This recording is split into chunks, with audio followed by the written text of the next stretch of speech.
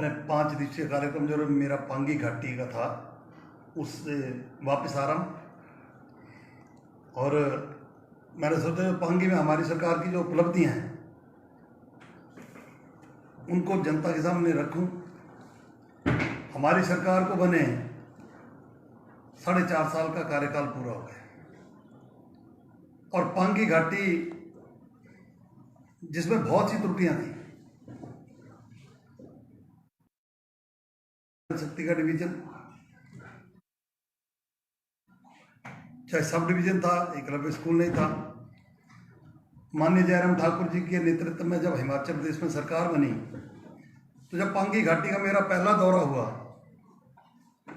तो वहाँ हॉस्पिटल का जब मैंने दौरा किया, बहुत सी कमी उस अभी सभी प्रकार के टेस्ट हमारे पांगी घाटी में हुआ करते हैं।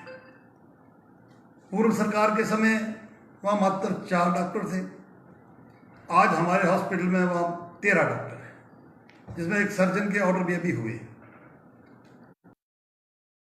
पांगी घाटी में बिजली की बहुत ज़्यादा दिक्कत है।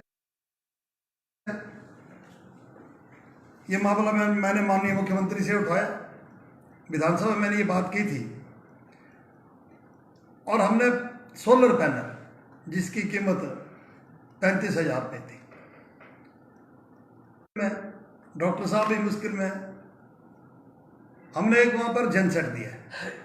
हॉस्पिटल की बिजली 2 सेकंड के अंदर अगर बिजली चली,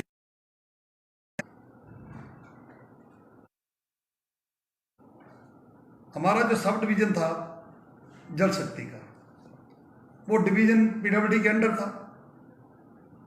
एक्शन पीडब्ल्यूडी ही उसको देखा करते थे, उसका काम किया करते थे, लेकिन इतना काम नहीं होता था।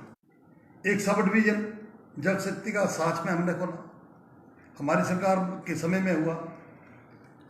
और सबसे बड़ी जो एक उपलब्धि है, एकलव्य स्कूल जो तो ना भरमौर में था ना पांगी में था। जो गरीब हमारे वहां के गरीब लोग थे वो अपने बच्चों को उच्च शिक्षा दिलाना तो चाहते थे, लेकिन गरीबी के कारण वो अपने बच्चों को बाहर नहीं भेज सकते थे। चंबा नवोदय स्कूल में पांगी घाटी के बहुत लड़के, 15 लड़कियां एकलव्य स्कूल में शिक्षा ग्रहण कर रहे हैं। उसके साथ साथ पांगी घाटी में बहुत सी ऐसी घटनाएं हो करती थी, मकान जला करते थे, फायर ब्रिगेड वहां पर नहीं थी।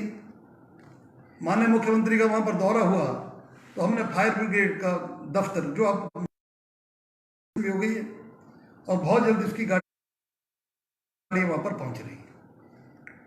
और भी हमने, चाहे आप जल शक्ति की बात करें, पीडब्ल्यूडी विभाग की बात करें या अन्य बहुत सी डेवलपमेंट हमने पांगी घाटी में करवाई। इस दौरे के दौरान जितने हमारे काम बचे उनको पूरा करने का प्रयास वहां पर मैं करूंगा। आदरणीय जयराम ठाकुर जी की सरकार में पूरे प्रदेश में एक समान विकास हो रहा है, वो नहीं। इतना आशीर्वाद माननीय मुख्यमंत्री जी का भरमौर पर भी रहा। हमने भरमौर और पांगी, चाहे हमारा गैर जनजाति क्षेत्र नॉन ट्राइबल एरिया है, एक समान विकास वहां पर कराया है। कहीं भी हमने भेदभाव नहीं किया, जनता भली भांति जानती है। और अभी जो चुनाव आ रहे हैं, शिमला तक पांगी घाटी पे पहली बार हुआ, जो शिमला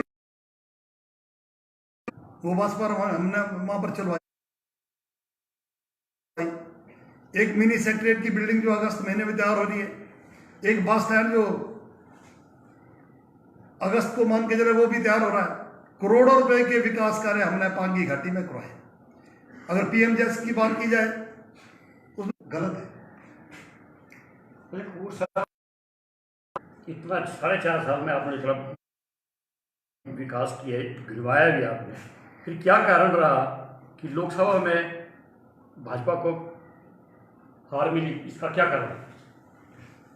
कारण बिल्कुल स्पष्ट है। और आज जो वर्तमान में हमारी लोकसभा सांसद हैं वो उस समय चुनाव हारे थे।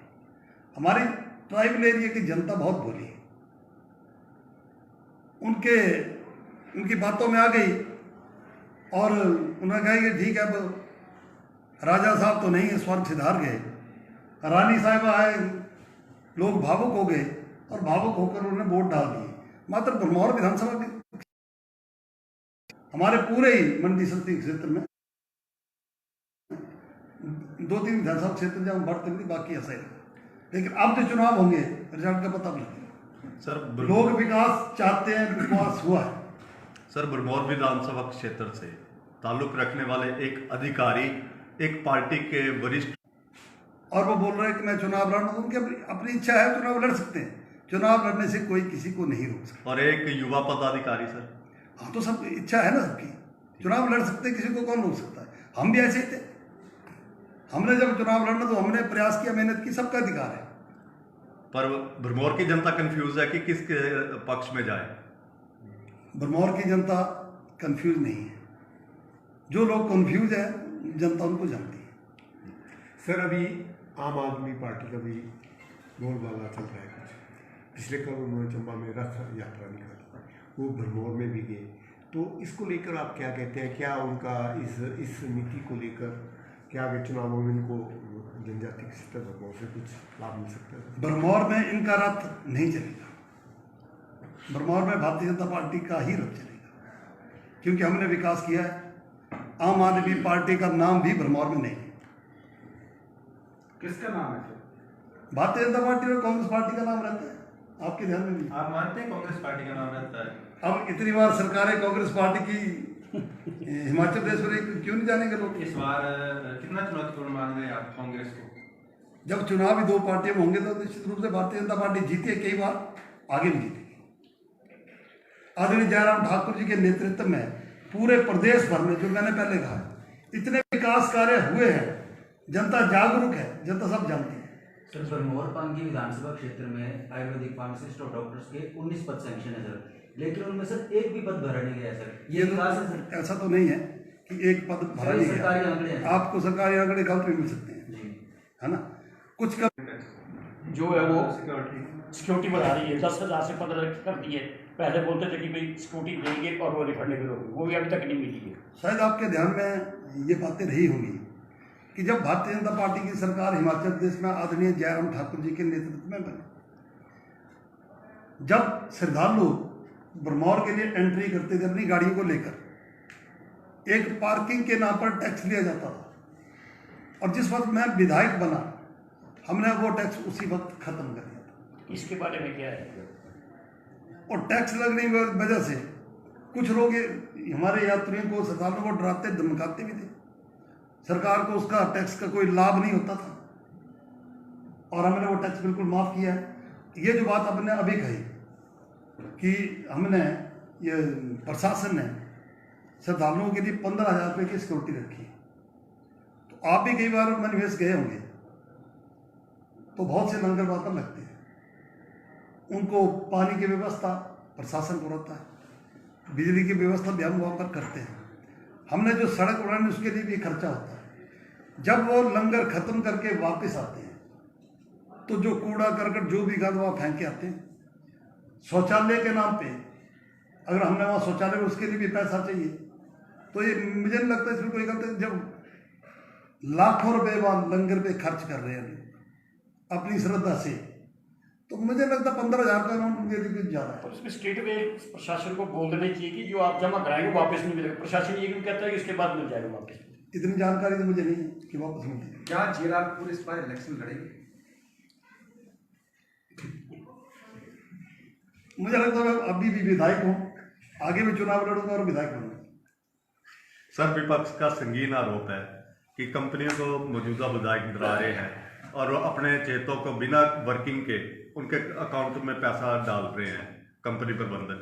कितनी सच्चाई है इस बात में? जिन्होंने ये आरोप लगाए सोच समझ के लगाए, क्योंकि वो लोग ऐसा करते थे जो हम नहीं करते। वो मात्र बोल ही सकते हैं। हमें एक ऐसा उदाहरण वो पेश कर दें कि बिना कारण के विधायक ने किसी को डराया है। कंपनी के लोग या कंपनी के जितने अधिकारी हैं वो सुबह उठकर रोज प्रार्थना करते हैं, मंदिर में जाते हैं कि भगवान करे कि जियालाल ही विधायक बने और भारतीय जनता पार्टी की सरकार ही। विधायक तो जीरापुर में मुकाबला किससे होने वाला है? अब रण में जब दो पहलवान कूदते हैं तो ये पता नहीं था कि मुकाबला किसका हो। भाजपा के साथ तो नहीं किया जब मैं भारतीय जनता पार्टी का एक सच्चा सिपाही